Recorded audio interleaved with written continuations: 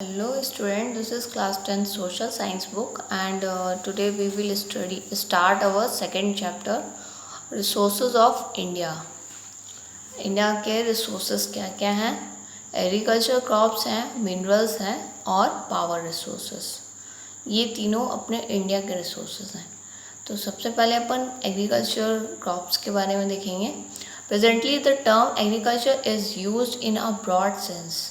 It not only include cultivation but also forest, fisheries, animal rearing and dairying in it. अब इस time पे आज के समय पे एग्रीकल्चर बहुत ही ब्रॉड सेंस में यूज़ किया जाता है। ये केवल कल्टीवेशन तक ही नहीं है। एग्रीकल्चर के अंडर में फॉरेस्ट है, फिशरीज़ है, एनिमल रियरिंग है, डेयरी है। India is an agriculture country. India जो है एग्रीकल्चर कंट्री है। Geographical diversities in India, India की जो जोग्राफिकल डाइवर्सिटीज़ है वो ऐसा फेवरेबल क्लाइमेट बनाती है जो जहाँ पर हमारे डिफरेंट टाइप्स ऑफ प्रोडक्ट्स का क्रॉप्स का प्रोडक्शन हो सकता है आसानी से। इंडिया में इस टाइप का क्लाइमेट रहता है। Only 11% of the total area of the world is cultivable. पूरे वर्ल्ड का केवल 11% एरिया जो है वो कल्टिवेबल है। India has 51% area under cultivation है। इंडिया में 51% एरिया कल्टीवेशन के अंडर में आता है। Only one crop is grown in many countries of the world. जो वर्ल्ड के अदर कंट्रीज़ हैं उनमें केवल वन क्रॉप होता है, लेकिन इंडिया में 2 और 3 crops are grown in some areas. 2 से 3 क्रॉप्स ईजिली होते हैं। Total area which could be irrigated in India is equal to total area cultivated area of China. हमारे इंडिया के इरीगेशन का total area is equal to जितना China का cultivable area उसके equal में है इंडिया का एरिया, इंडिया का इरीगेशन वाला area. 58.2% labours of India totally depend है किस पे? एग्रीकल्चर पे। 58.2% labour.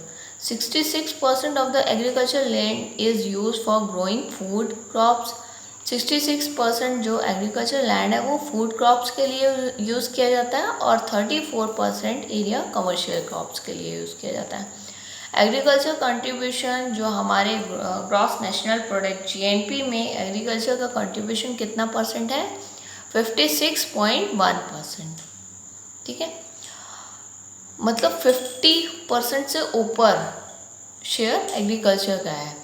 Contribution of agriculture in Indian economy. Indian economy में एग्रीकल्चर का क्या कंट्रीब्यूशन है देखते हैं। Agriculture is our primary occupation. हमारा सबसे प्राइमरी ऑक्यूपेशन क्या है? Agriculture. It include both cultivation of crop and animal rearing. इसमें क्रॉप का कल्टीवेशन और एनिमल रियरिंग दोनों आता है एग्रीकल्चर में। Contribution importance of agriculture can be seen in Indian economy as. आप देख सकते हो कि एग्रीकल्चर का कंट्रीब्यूशन हमारे इंडियन इकोनॉमी में कितना है। 17% population of the world nourishes on Indian agriculture. पूरे वर्ल्ड की 17% पॉपुलेशन का पोषण किससे होता है? इंडिया की एग्रीकल्चर से। और 2/3 पॉपुलेशन ऑफ इंडिया की 2/3 पॉपुलेशन एग्रीकल्चर पर ही डिपेंड है। 2/3 labour power of the country is engage in Indian agriculture. हमारे इंडिया की 2/3 लेबर जो है इंडिया एग्रीकल्चर पे ही डिपेंड है। Many people get the employment indirectly also. कुछ लोगों को एम्प्लॉयमेंट इनडायरेक्टली भी मिलता है, जैसे either they are engage in handicraft और in small scale industries. Small scale industries में कुछ इंगेज है जो किस पे डिपेंड रहती है? एग्रीकल्चर प्रोडक्ट्स में ही, भले वो रूरल एरिया में है लेकिन वो डिपेंड किस पे? एग्रीकल्चर प्रोडक्ट्स में है। Agriculture can give employment to large number of people. Agriculture के थ्रू बहुत सारे लोगों को एम्प्लॉयमेंट मिलता है। Agriculture gives raw material for clothing. Agriculture के थ्रू रॉ मटेरियल मिलता है क्लोथिंग के लिए। Cloth is made from, cloth किससे बनता है? Cotton, jute, silk, wool and wood pulp.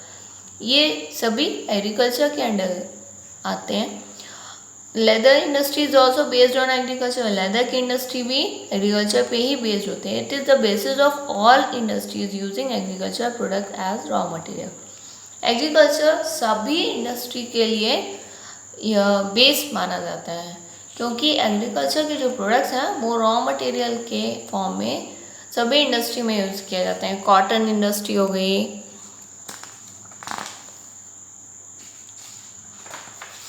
Jute industry है, edible oil industry, sugar and tobacco, all these industry are based on agriculture products. सभी industry agriculture products पे ही depend है। Agriculture contributes about 34% to the income from agriculture products. Agriculture का 34% की income जो है agriculture products से ही आती है।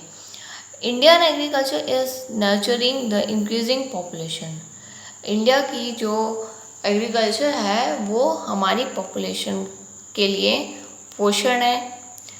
मतलब हमारी पॉपुलेशन, इंडिया की पॉपुलेशन ग्रोथ कर रही है, उसका भरण पोषण किससे हो रहा है? इंडियन एग्रीकल्चर से ही हो रहा है। Agriculture products give carbohydrate. Agriculture products क्या क्या देते हैं? Carbohydrate, protein, fats, vitamin from food products. ये फूड प्रोडक्ट्स के थ्रू हमको ये सारी चीज़ें मिलती हैं। Mahatma Gandhi has said about the production and supply of food. Mahatma Gandhi ने प्रोडक्शन और फूड के सप्लाई के बारे में क्या बोला है? Life depends on agriculture. Life agriculture पर डिपेंड है। Where agriculture is not beneficial, जहाँ पर एग्रीकल्चर बेनिफिशियल नहीं है, life itself could not be beneficial there, वहाँ पर लाइफ भी बेनिफिशियल नहीं हो सकती। Indian agriculture is the backbone of our country economy. हमारी कंट्री की इकोनॉमी की जो बैकबोन है वो क्या है? इंडियन एग्रीकल्चर है। इट्स सक्सेस और failure directly affect the food problem, internal and external trade. अगर हमारी एग्रीकल्चर में सक्सेस होता है या फेलियर होता है, ये डायरेक्टली अफेक्ट करती है फूड प्रॉब्लम को, इंटरनल एक्सटर्नल ट्रेड को, मीन्स ऑफ ट्रांसपोर्ट को और नेशनल इनकम को। Therefore, it is said that the importance of soul in our body is same as, जैसे हमारे बॉडी में आत्मा, सोल इम्पॉर्टेंट है, वैसे ही same as the importance of agriculture in Indian economy. इसी तरह इंडिया की इकोनॉमी में एग्रीकल्चर का इम्पोर्टेंस है। ठीक है, तो अब अपन नेक्स्ट क्लास में आगे का देखेंगे, important crops of India and the distributions. ये नेक्स्ट क्लास में देखेंगे। Okay, thank you.